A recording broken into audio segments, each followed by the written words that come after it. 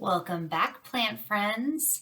Today is lecture number 3. This is about asexual propagation beyond doing cuttings.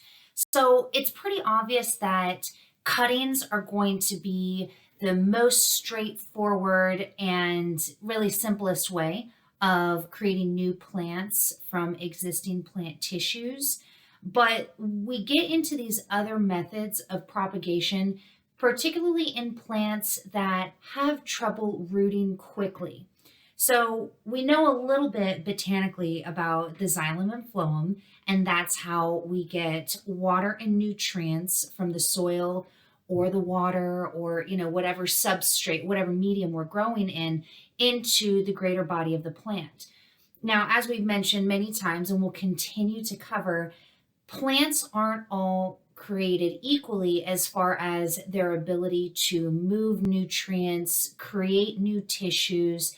Some plants take a very long time to create new leaves, new shoots, new roots, things like that. So now we're going to start looking at methods that keep the cutting, the part that will eventually become an independent plant, keep it connected to the parent plant while encouraging it to create roots. Or in the case of division, this is when we would take, like we were talking about with the aloe vera, we would take each individual little plantlet and separate them from one another. But what it always comes down to is we need a root system present, right? If it's something that can't be propagated by a simple cutting, so let's say we have to do division on our aloe vera, because you can't cut a lobe of aloe vera off and stick it in water and then it's going to grow a new one. So when we do that separation, one of the crucial factors is that there is a root, at minimum a root present, but hopefully we would want to have a slightly more developed root system.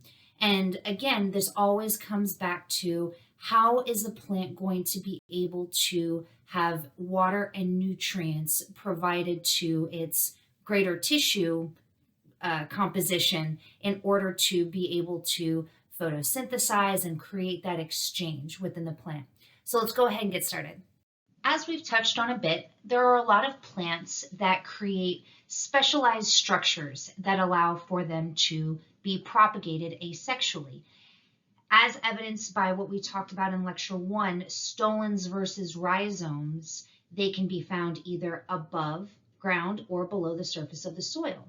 So what we can see here in this photo is in turf grasses like this, there are long runners, which are modified stems that sit on the surface of the soil. And what they do is each individual node has the opportunity, under the right circumstances, to root down into the soil. So once a segment has become rooted, it can potentially be severed from the parent plant and then become an independent plant of its own.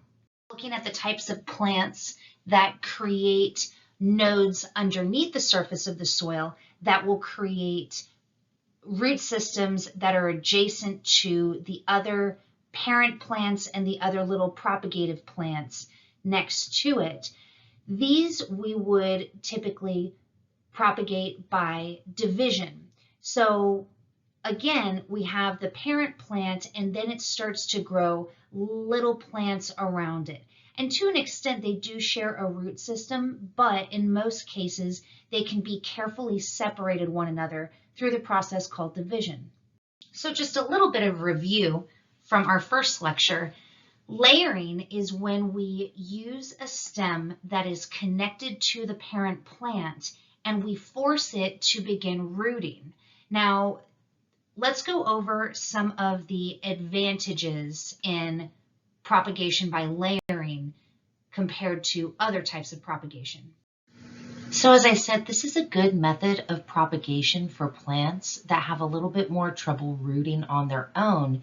Keeping them attached to the parent plant gives them a constant source of nutrients while creating an opportunity for them to put down their own roots. Now, this is a pretty simple method of propagation, and it can be done either with a plant in the ground or plants in pots. So if we have a plant in the ground, it's going to look just like this illustration here. But if you had a plant in a pot and you wanted to do ground layering in other pots, you would just put pots of medium on a table next to the parent plant.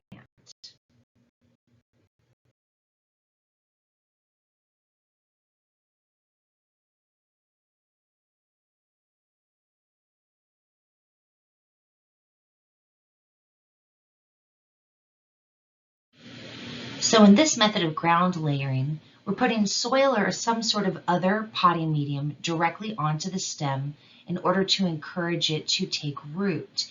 So like I said, it stays attached to the parent plant.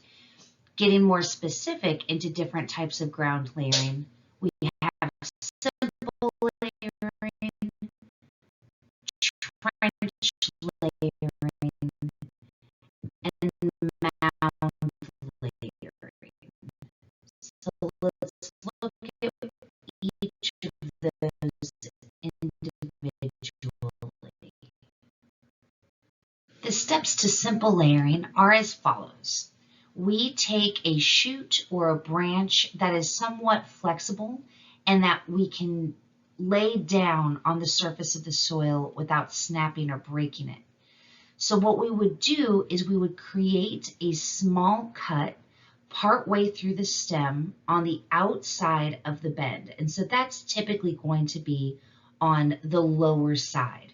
And we want to do that because it helps to keep the cut that we made slightly open.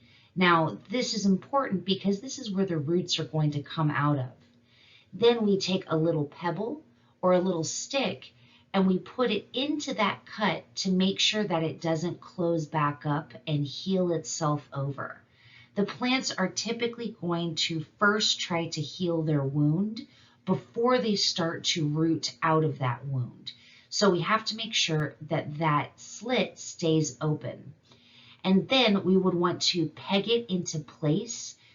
Sometimes just putting soil over that part of the stem is enough to keep it anchored, maybe putting a rock on top of the soil, but depending on how stiff or not elastic, but how much snap back the stalk or the stem is going to have, we would want to take extra measures to make sure that over time it doesn't sort of just flip back out of the soil.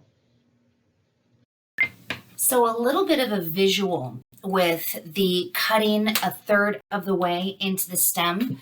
So if this is our stem, if we separate the stem into thirds along the diameter, we would want to go again at a 45-degree angle 1/3 of the way in, because again, that is going to give us the most surface area possible for this, for the stem to be able to start putting out roots without severing halfway into the vascular system. Because if this is the terminal end, we still want for those leaves to be receiving and exchanging nutrients and photosynthates, right? So again, we want to go 1/3 into the diameter of the stem, and we want that on the outside of the bend, because then, so if this is going to be the part that's layered into the ground, right? We want for this to create a bend, and then that's going to flex this part of the slit open, right? Now I do want to take a moment to note, like in this picture, it's important that the end of the shoot that we are doing our layering with does have leaves and green tissue, if it is the case that this plant does have green leaves. There are always exceptions, you know, with like a purple heart plant or a coleus where it has a lot more, purple or reddish leaves than green leaves, but we do want leaves on the end because that is how we're going to have an exchange of CO2, as well as that's how we're going to photosynthesize. So we want to make sure that the new plant that we just propagated has all of the tissues it's going to need in order to be a full functioning, successful plant. And here I have a quick list of some plants that do really well with simple layering. So we've got our climbing roses, our forsythia, everybody's favorite, the rhododendron, honeysuckle, boxwood, azalea, and wax myrtle. Now you may find that other plants that you want to propagate are going to use the simple layering method. And I always recommend, if you don't know, or if you take a cutting and it doesn't start rooting fairly easily in a few weeks, go ahead and look it up and see what the best propagation method for your particular plant is. Let's do an example.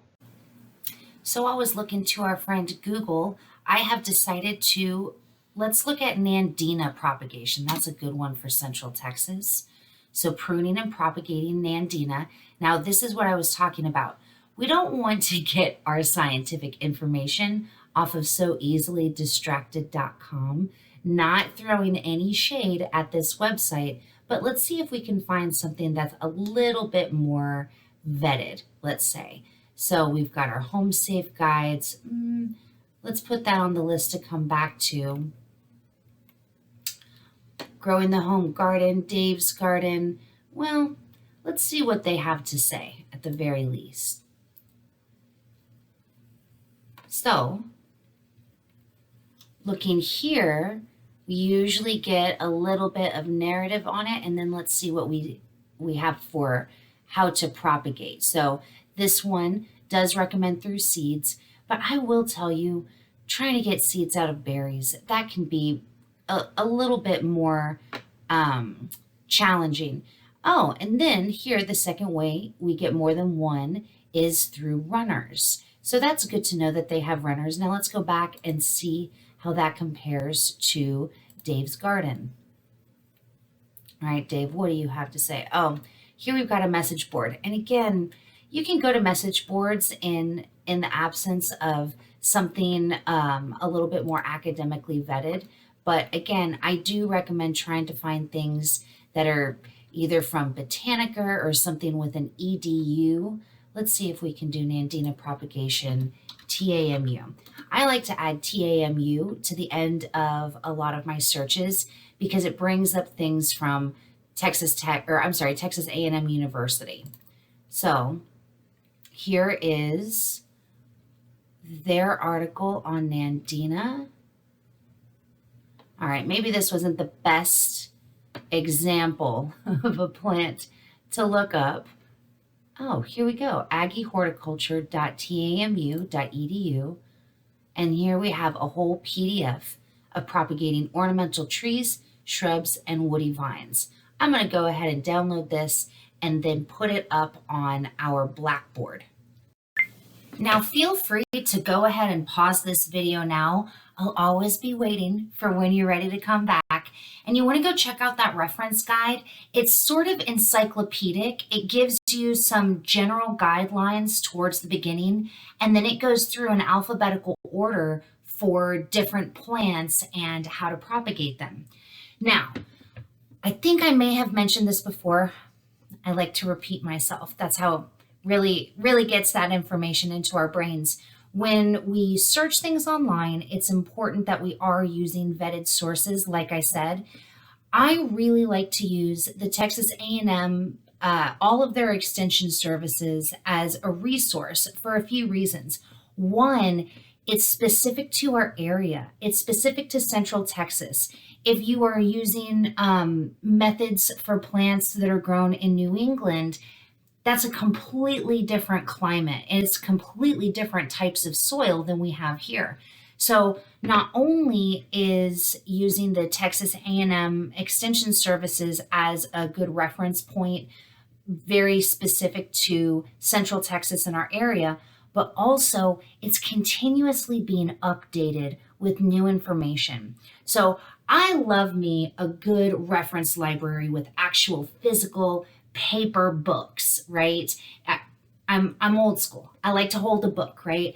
But now that we are seeing climate change happening a lot faster, organisms, and so that's going to be, plants, insects, pathogens, microbes, things like that, they are adapting and evolving at a much faster rate. So, for example, oh, I don't have it here. Well, my favorite field guides are the National Audubon Society, right? And they've got all of these pretty pictures. This one's for birds. Got all of these pretty pictures, and then in this area in the back, it has a map that shows what area. Oh, can I get it to focus? Sort of. What area of the country they're found in. Well, that area has been changing. This book was printed in 1983. So 37 years ago, and this especially goes for plants and insects, we are seeing different behaviors, we're seeing different genetics, and we're seeing different areas of the country that these different organisms are found in. So, point being, using the academic Texas A&M website, that's going to have the most updated information that you can possibly find. So, my recommendation is always, when you are searching something very specific like how to propagate Nandina, add a TAMU at the end of your search criteria, because that's going to bring all of those Texas A&M resources up to the top.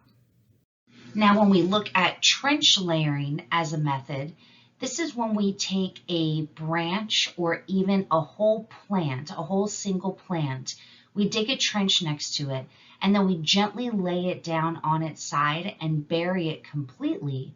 And then individual nodes will start to send up individual shoots. And then hopefully underneath each of those nodes, there will be a root system that starts to develop. So this is a little bit more specific to younger, either herbaceous, non-woody, greenwood, softwood type of plants, because always, we have to make sure that as we lay a plant over on its side, we're not causing it to snap or break anywhere along its shoot or its stem. So we can see a beautiful image right here on the right of how trench layering has created a fairly uniform growth of shoots coming up. Once the shoots have reached our desired level of maturity and have developed some decent root systems of their own, then we would go ahead and sever each of them from the parent plant. Now, this can be done in a couple of different ways. The method that I recommend is sending a pair of scissors or pruners nice and sharp down into the soil and just cutting between each of the plants. You can also use a sharp spade and just drive it, or a flat bladed knife, and drive it down into the soil. But what you want to make sure that you do is get a clean cut, hopefully on the first time you try to cut, because we don't want to chew the vegetative material up. We want a clean break instead of something that is fibrous or splintered off. Then, once we've severed the individual plants away from its sisters and parent plant, then we can go ahead and transplant them into their new home. Now, a quick list of good plants for trench layering include fruit trees, willow trees, viburnum, grapes, and dogwood. Now, this method of mound layering is our way around that issue of having to use shoots and stems that are flexible and green enough to not break off of the plant when we lay them down on the ground for the other methods of layering. In this method, we would prune our plant back 2 to 4 inches above the ground during the colder winter months when the plant would be dormant. Because in the spring, that's when all of those reserves of nutrients that the plant pulled into its root stock for the winter, then those are going to be released, and we're going to see the greatest volume of the most vibrant growth of new tissue.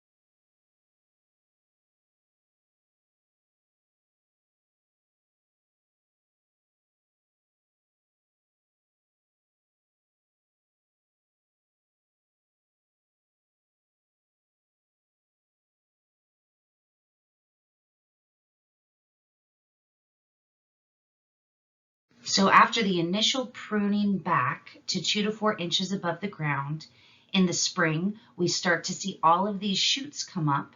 Then we do a second pruning in late spring. So we want to take those vigorous shoots back to 2 to 4 inches.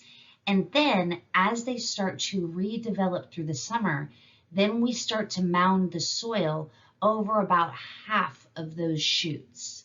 And then over the course of several weeks, hopefully, those shoots will start to develop their own root systems in that mound that we put around the original plant.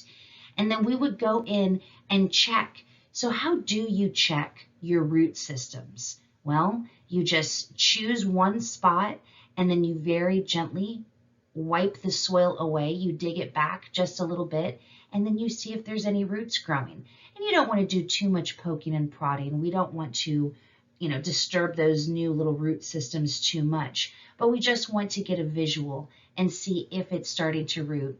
And then we go ahead and cover it back up with the soil. So when we do find that new root systems are starting to develop, we use the same method that we always do with our severing the new plants away from the parent plant. We use something sharp and clean, and we make a clean cut away from the parent plant and then transplant to its new home. And our list of plants that do well by mound layering propagation are apple rootstocks, spirea, quince, daphne, magnolia, and cotton aster. Air layering is super cool to me because, again, we always come up against the issue of, can we lay down the branch that we want to propagate onto the ground for layering? In this case, we would be forcing a limb to root up in the air. So what we do here is we make a cut in the stem just like we would do with simple layering, and then we force the roots to develop in that wound. So just as with the other types of layering, we are forcing roots onto part of an existing part of the parent plant. When those roots do form, then we sever the plant from the parent plant, and then we've got a whole new little clone. So this method can be used on many different types of plants, from herbaceous, ornamental, shrubs, fruit trees, nut trees, hardwood, semi-hardwood. If we are doing this on indoor, especially tropical plants, it can be done any time of year. But outdoor plants, because they are going to respond to the changing of the seasons, they're going to have different growth patterns throughout the year. So typically for an outdoor plant, we would want to use this method during late spring and early summer. The first step in our air layering process is selecting the correct branch that we would want to propagate. So we want to select a branch that is healthy, it is free of injury, free of damage, and we also want to have desirable qualities that will end up on the propagated clone after we root it and sever it from the parent plant. Now, what might those desirable qualities be? One example is, does that stem put on flowers? Is it going to put on female flowers? Because as we discuss in botany, not all flowers have the ability to create fruit. And so we would want, if the objective is to get fruit out of our new clone, we would want to make sure that the part of the plant that we are propagating has been known to put on female flowers that can then produce fruit. So the next step is going to depend on whether you are trying to propagate a woody stem or an herbaceous non-woody stem. In the case of a woody stem, we would want to essentially peel off a cuff of the outer bark about a ½ inch thick. We want to do this 8 to 10 inches down from the terminal bud. And so we would want to create slices, very shallow slices around the bark, and then using a knife, peel off an entire strip from around the stem. So that's for our woody stems. In a non-woody stem, we would want to do basically what we see here in this illustration, where we would make an inch-long cut into the stem that, just like in our simple layering technique, we would go about 1/3 of the way into the stem at a 45-degree angle or shallower. So again, we want to expose the xylem and phloem at a high rate of surface area to the medium that we're using for this air layering to get it to root. And then we would want to put a small stick or some sort of material in there that, again, would keep that flap that we just cut open and exposed to water, nutrients, and that potting medium, as opposed to cutting the flap and then letting it seal itself back over. Now, real quick, if we look at the image on the right, we can see an example of that cuff of bark that's been taken off of that woody stem. So that's sort of what it'll look like when we remove a strip, the outer layer of tissue from a woody stalk. So this is important when we wrap this cuff or the slit that we just cut in our growing medium. We want to make sure that it's moist, because we're going to be sealing this away in plastic, and it is very important that we maintain some moisture in that medium so that there is something for the new roots to drink as they are starting to develop. So we take a handful of that moist, and the example here is sphagnum moss or peat moss, and we wrap it around the wounded area. And if it will hold together, you can wrap it in string. If not, you can just do what we have in this image right here, where we have that piece of plastic ready right around the sphagnum moss. So we're going to wrap that piece of plastic around the ball of moss, and then we're going to tie it on either end like a piece of candy. So this plastic is going to hold that moss in place, but it's also going to be a moisture barrier, and it's going to retain the moisture inside that little package for the root systems.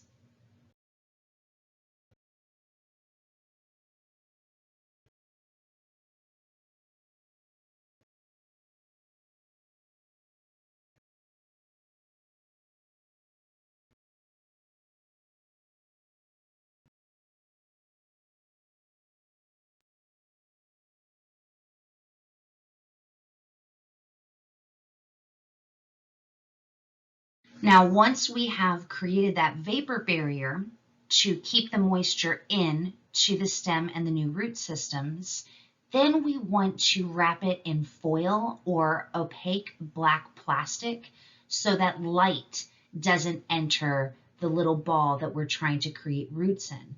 Light is going to promote the synthesis of chlorophyll, of green tissue. We don't want green tissue. We want a root system. So the light is going to inhibit the growth of roots, so we need to find a way to block out that light. Now, this method does require patience, persistence, and precision. So after a couple of months, hopefully we'll begin to see roots developing inside that ball of moss. And we check on that by peeling back the foil or black plastic or opaque material and taking a peek inside. And so that's why we want to use something clear like saran wrap in order to be able to have a window into that ball of sphagnum moss and see, are there roots developing at this point? Once we have visible roots inside the ball, then we go ahead and we sever the plant. And now this may be obvious, but I never assume that anything can go unsaid. You want to sever the plant below the ball of roots because we want to keep the root system attached to the terminal end, so then we have a full-on plant. So we keep the moss attached around the roots, and this is the final product of what we would end up with. How cool is that? So when we transplant, we want to put the root ball 3 or 4 inches below the surface of the growing medium. So we don't want the top of that root ball to be level with the surface of the soil. We want to get it in a little bit deeper for a few reasons. One, so that we have an appropriate anchor. We don't want the plant to be top heavy and tip over and damage the roots as it pulls up out of the soil. And then 2, we know that because the stem was able to produce roots on its own in that one area that we encourage the root formation, if we plant it deeply, it is likely to be able to produce roots above that root ball in the area that's below the surface of the soil. So this is another reason why we want to give ourselves 8 to 10 inches from the terminal bud, because then when we go ahead and plant it fairly deeply into the soil, we're still going to have plenty of above ground tissue for our new plant.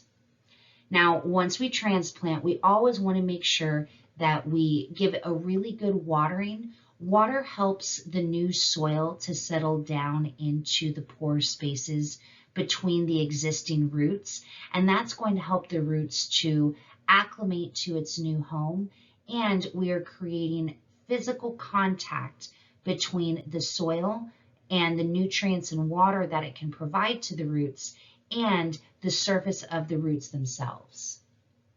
Now we get into division and separation. This is always going to happen in the case of plants that have specialized structures that allow division and separation, and each method is going to depend on the individual plant and what type of specialized structures it has. So regardless of what the specific specialized structure is on the plant, what it's providing for us are vegetative buds that are opportunistic. And so given the right circumstances, given that it has been removed from the part of the plant that is releasing the growth inhibiting hormone, we would want to sever that part of the plant in a certain way. We would want to create that separation or division so that the auxin in that severed part of the plant will initiate new root and shoot growth. As we discussed in our first lecture, some examples of these specialized structures are runners and rhizomes. We also have bulbs, corms, and tubers that can work as those specialized structures. Now, often outside of the tactic of being able to propagate, these specialized structures serve as a form of storage. So that is going to be storage of starches as well as storage of water. And this is largely a tactic by the plant to be able to go dormant and overwinter during periods of the year that are not conducive to vibrant vegetative growth.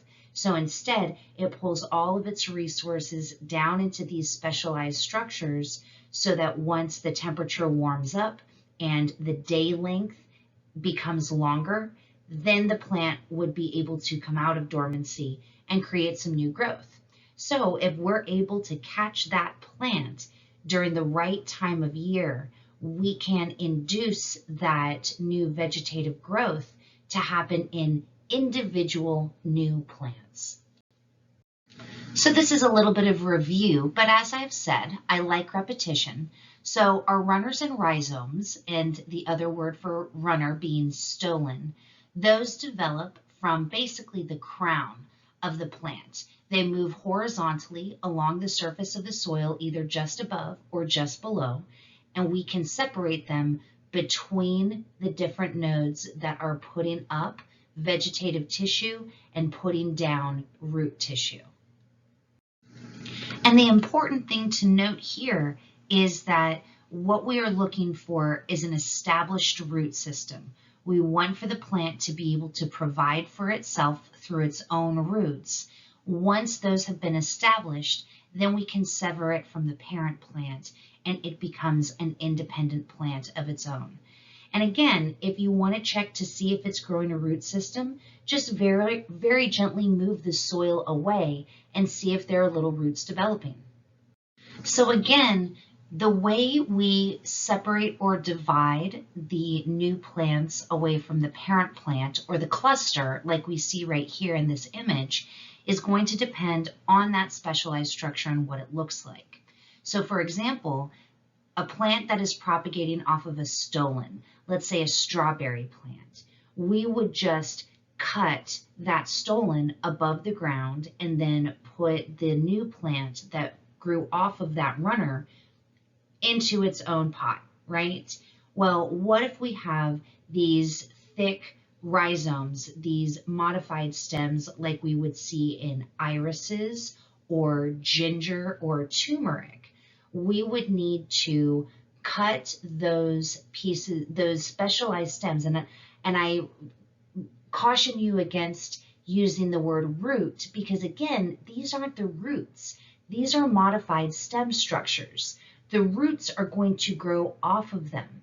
So depending on the type of plant, we want to be careful that we are separating in the correct way so that each section does have a node that it will be able to grow new leaves off of, as well as an area that's going to be able to grow a root system. With bulbs, this method is very simple. We would take a head, like say of garlic, remove the individual bulbs, the individual cloves off of that full head of garlic, and then plant each one separately. And under the right circumstances, each of those bulbs is going to be able to produce an entire plant and create its own head of bulbs on its own.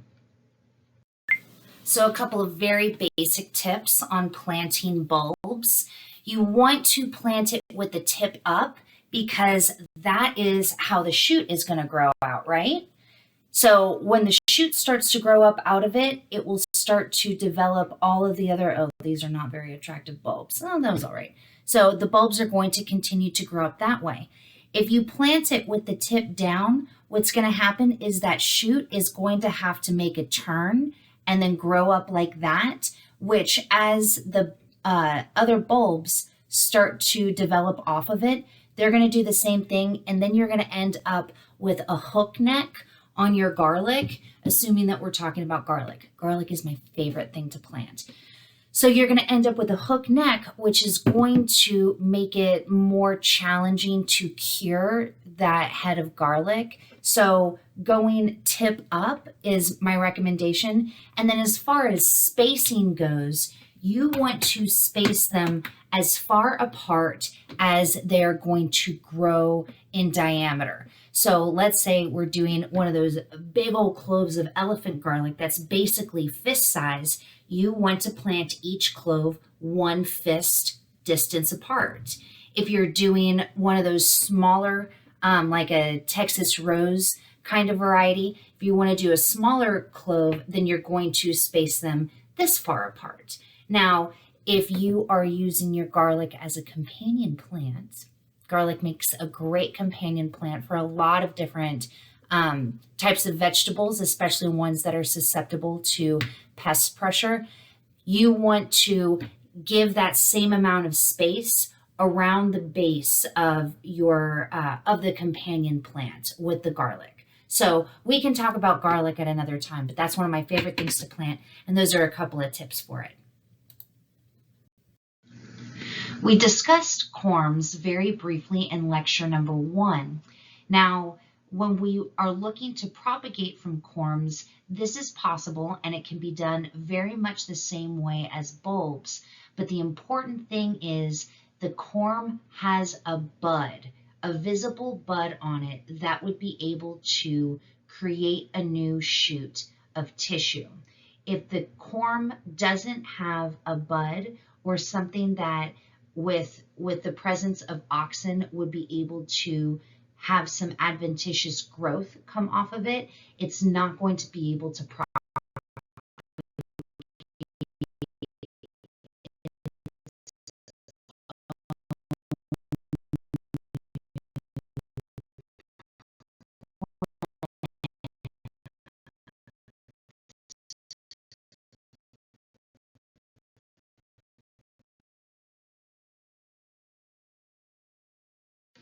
Now for tubers, this is one that we know, right? So these are going to be the potatoes that go forgotten in the pantry or in the vegetable bowl on the kitchen counter. And then when we do reach for them, they have grown eyes on them. They've grown little buds. So tubers will typically contain many buds. And what we can do is cut them away from one another and then plant each one individually. So what's important here is each section needs to contain a bud for that new plant to develop. And we want to maintain at least a chunk of that tuber because that is going to be what provides nutrients and sustenance to that bud so that it is able to create a whole new plant. This slide provides us with the briefest of instructions on how to propagate a potato, for example. Now this applies to our white potatoes, not our sweet potatoes. Those have a different propagation method. So we would want to cut sections of the potato, of the tuber, so that there is a chunk of that meat, like I just said, to provide sustenance to that bud. And we also want to make sure that there is a bud on there because that's what's going to be providing the new growth. So we would want to cut with a clean, sharp knife and then let it sit overnight or for a couple of days because we would want the edges of the tuber that we just cut to harden and cure over a little to create a little bit of a dry rind. And what that's going to do is prevent any soil-borne pathogens from getting into the new plant and possibly causing rot or wilt or anything of that nature. All right, y'all, thanks for sticking around and learning with me. I highly recommend on your nature walks where you go out and you sort of evaluate, that's a beautiful plant. I like the way it's growing. Would that look good in my landscape? Start to identify what those plants are and then go in and do a little bit of research on what type of propagation it needs. And, who knows, if a couple of houses down from you, you see a beautiful tree that you want to try air layering on, make friends with that neighbor and it could end up being a fun experiment for the both of you. So get out there, find some plants that you want to propagate, go ahead and look into that handout that I'm posting to Blackboard and be safe. Have a good one and I will see you next time.